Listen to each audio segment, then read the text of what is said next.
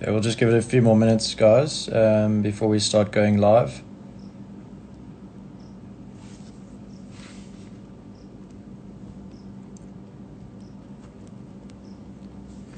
So today will be episode 3 of our live chats. Our 2 previous chats, we've spoken about managing the high-performance athlete. And our second chat, we spoke about triphasic training and also tactical periodization, and how you can sort of combine those two into your weekly microcycles. If you haven't seen those 2 episodes, they will be up on our YouTube channel, so you can go and rewatch them on our YouTube channel. So today we'll be talking about nutrition in the high performance setting, and we'll be talking to Sarah Chandler, or Food Ninja as she's known on social media. She's also our nutrition consultant with APA.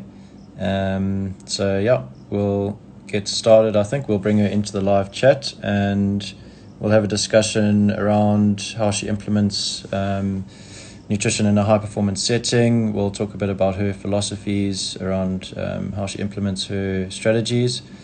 We'll also talk about the lockdown period and some of the strategies that she's got for people that are spending more time at home. And then a few other different topics regarding nutrition in the high performance setting. So we'll bring Sarah into the live.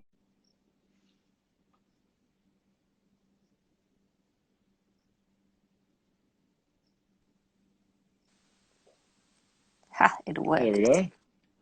Hi, Sarah. Hello, Robin. How are you? Good. How are you? Thanks for joining.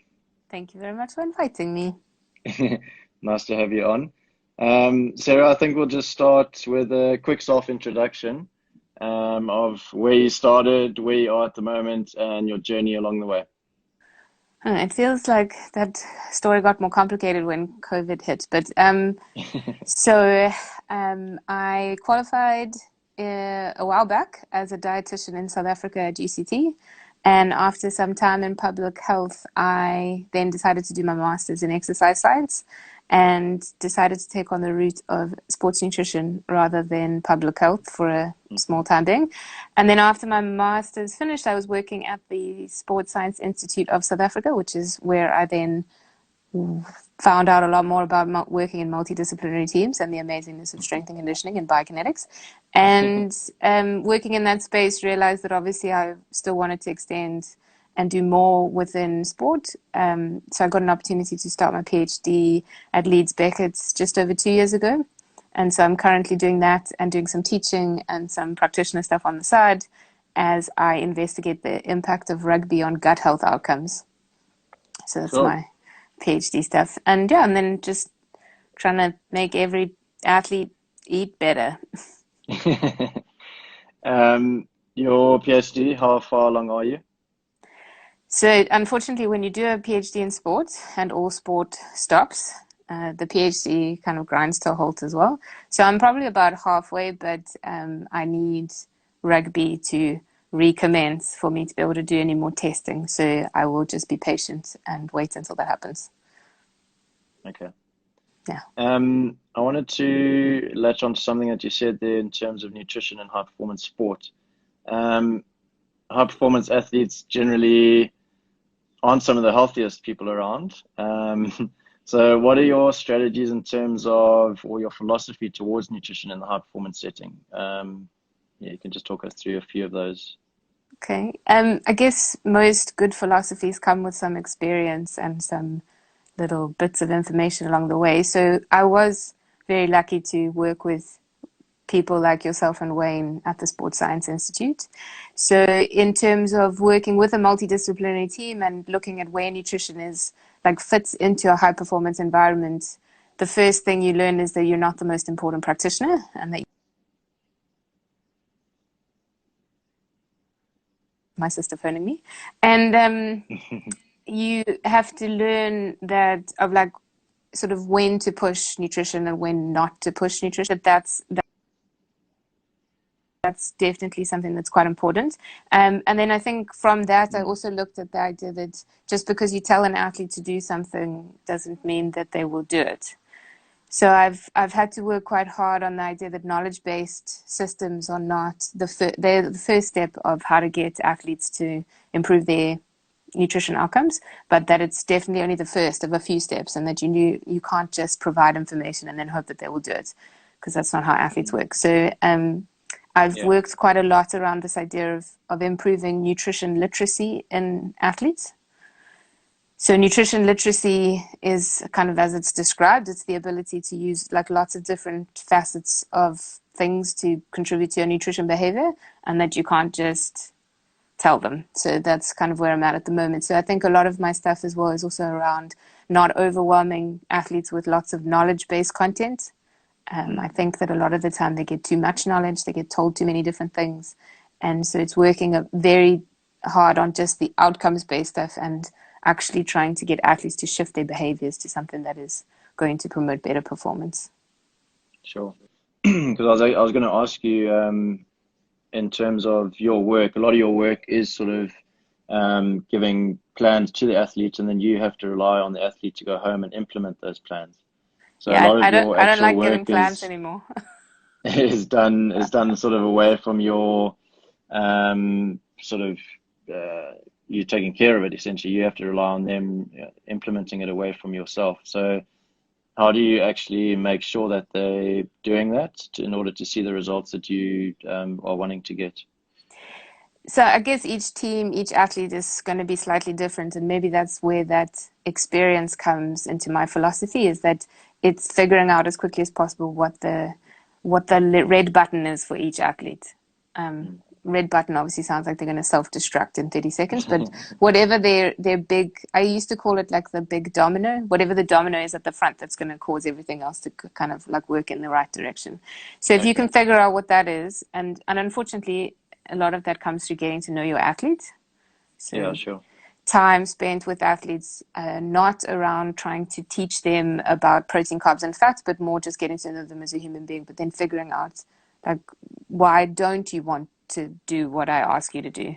So a plan and knowledge-based things are really useful as a scaffold, but then there is a part where, behavior change is a consistent, tiny, teeny like part where you have to walk with an athlete to get them to decide that that's what they really want. And that's not easy, and it doesn't always come quickly. So I think that that's also where nutrition has to sometimes really consider that it's a slow cooker and that it takes time.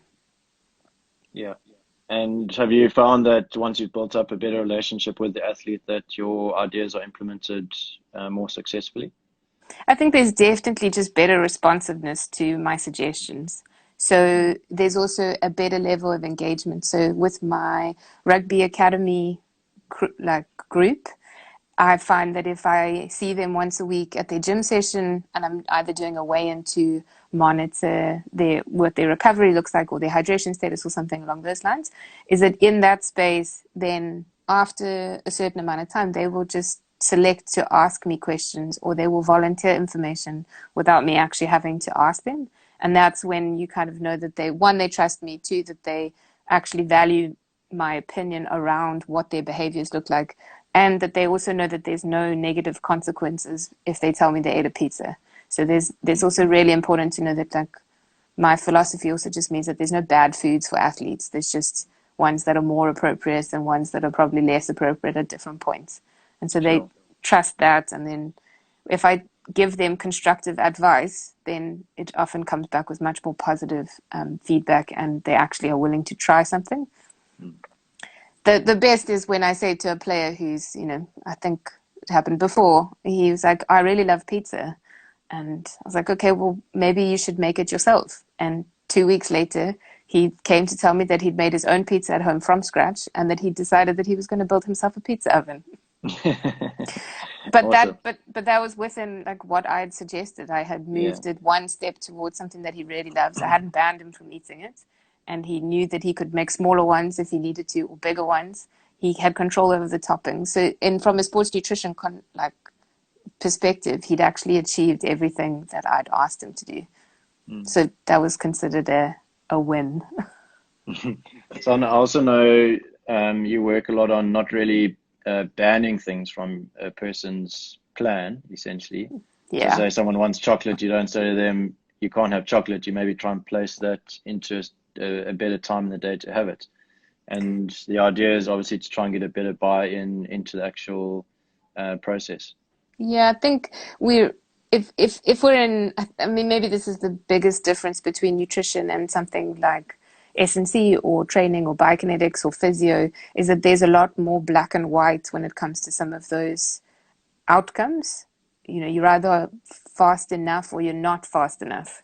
Whereas with food, food is so diverse and so diffuse, like it's very difficult to say good and bad because, you know, pizza is still carbohydrate, so is rice, so is bananas, so is, you know, multiple different foods. So it's very difficult to come with any sort of stock like banning of things. And so I think to build it into an athlete's plan will always enable them to actually respond better to what you're asking them to do, because the first thing that ever happens to anybody is you tell them they can't have something, all that they do is want to eat that thing.